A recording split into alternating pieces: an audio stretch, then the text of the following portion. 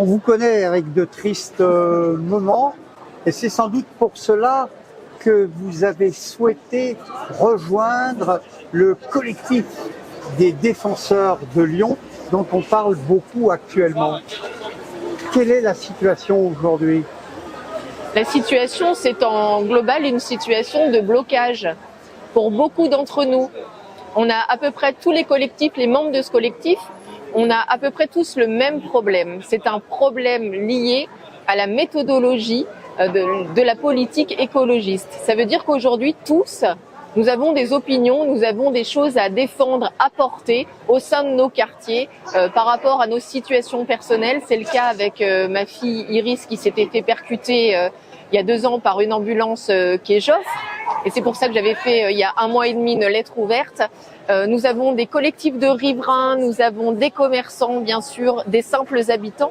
Et aujourd'hui, il faut savoir ensemble dire stop. Et surtout, ce que nous aimerions, c'est être entendus par les élus qui font la sourde oreille au sens propre du terme. Ça veut dire que nous sommes nombreux aujourd'hui de manière éparse à vouloir avoir des rendez-vous, à vouloir avoir un entretien pour pouvoir exposer la situation des Lyonnais. Aujourd'hui, vous faites non pas un coup d'éclat, mais quelque chose d'un peu plus événementiel, voire médiatique. Vous organisez parmi les membres de ce collectif un mâchon.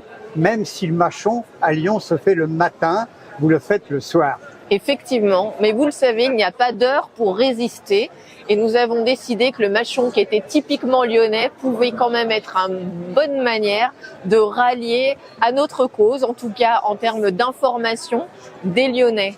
Donc on est une quarantaine de commerces à accueillir aujourd'hui les Lyonnais, les grands Lyonnais pour expliquer que peut-être tous ensemble, il va falloir dire stop à la fermeture de cette ville. Et oui, à une réelle concertation et oui, à un rendez-vous avec les élus.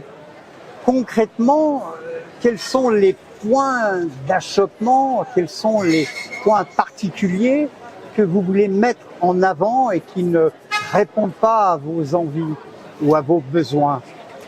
Je pense que vraiment, je me permets de le répéter, on ne peut pas décider de fermer toute une ville à la circulation sans concertation, sans étude d'impact. Je crois que vraiment le sujet est là. On ne peut pas non plus décider toute une politique sans avoir l'avis de gens qui vivent là pour certains depuis tant d'années. Je pense par exemple à des institutions comme Barret, comme Rénon, comme Bonnard, qui sont quand même des commerçants qui, pour certains, ont pignon sur rue lyonnaise depuis plus de 100 ans. Fontanelle également. Tout à fait, tout à fait. Et ils sont nombreux, les enseignes, qui jusqu'à présent n'avaient pas pris la parole.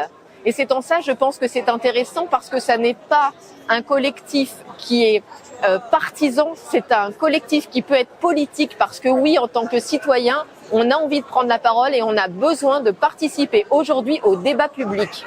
Alors, concrètement, après ce mâchon du grand soir, ce grand mâchon du soir, quelles sont les actions que vous allez entreprendre? Des actions un petit peu plus prégnantes, je sais pas, bloquer des endroits, faire des choses un peu plus syndicales, dirons-nous, ou pas? Alors, je vous assure que nous sommes nombreux, nous sommes de plus en plus nombreux et du coup, nous avons des idées. Donc je vous invite à nous suivre notamment sur la page Facebook du collectif des défenseurs de Lyon et vous verrez que la semaine prochaine, nous ne serons pas à court d'idées, nous ne serons pas à court d'événements et je pense que ce sera suffisamment sensationnel pour que la presse ait envie de nous suivre. Concrètement, vous pensez que les élections actuelles, un peu délicates, vont changer quelque chose et seront l'occasion peut-être d'augmenter les conversations avec les autorités territoriales et locales?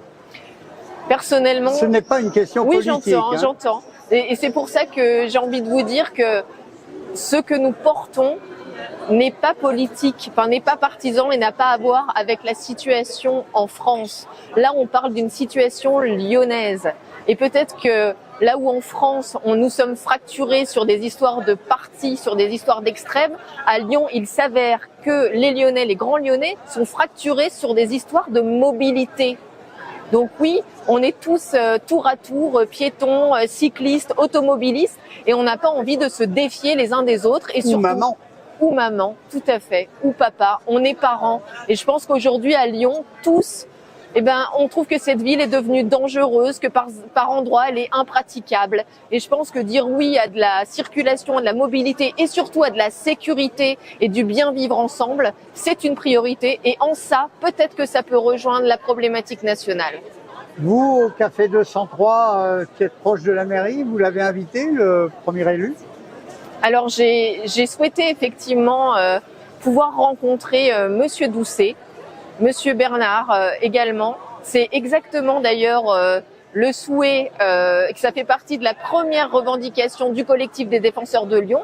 Oui, ce que l'on souhaite, c'est un rendez-vous, c'est se rencontrer. Je vous assure que c'est notre premier souhait. Alors, sera-t-il entendu? Nous l'espérons. Est-ce que c'était le mot de la fin que l'on pourrait appeler peut-être FAIM chez vous?